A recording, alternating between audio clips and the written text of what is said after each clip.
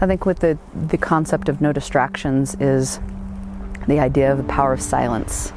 Carlos Castaneda has a book that he wrote about the power of silence.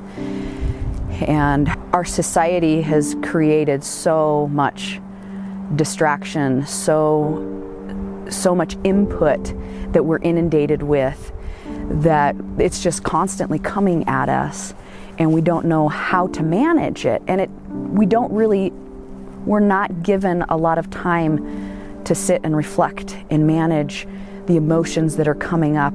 I'm experiencing this, I don't have time for it. I gotta move past that so that I can face this next piece that's coming, or the stress that's coming, and how am I gonna deal with that? So the no distraction piece, or the power of silence, creates a space for a person to remove those distractions and sit with themselves. And when I'm able to sit with myself, emotions come up, thoughts and images come up that I can't run from. I believe that the wilderness, and principally our model of working with the wilderness, gives people a view into themselves that they probably would never get in any other situation, given all the distractions and so on that are in our lives.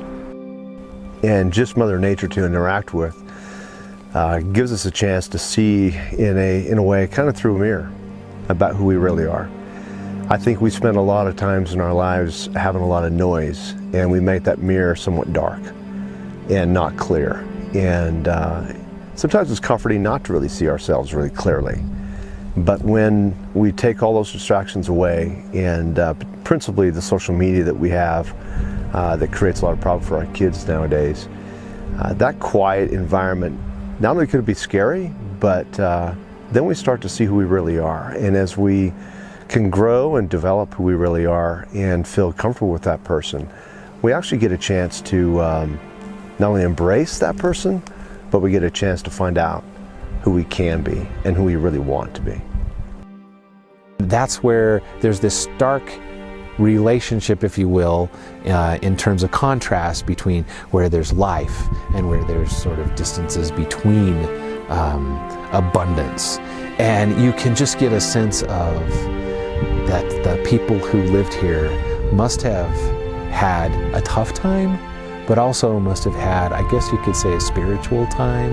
And a lot of the primitive peoples that live in this area, so there's the Hopi and the Navajo and the Yavapai and the Supai and the Zuni and all the Pueblo tribes, they all were in an area where they lived rough, but they figured so many things out, and they were close to the earth. And for me, growing up in that, it was a magical time.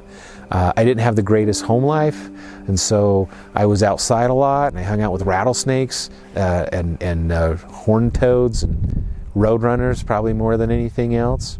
And I was fascinated, and I myself encountered a quiet and a peace by sitting next to a juniper tree.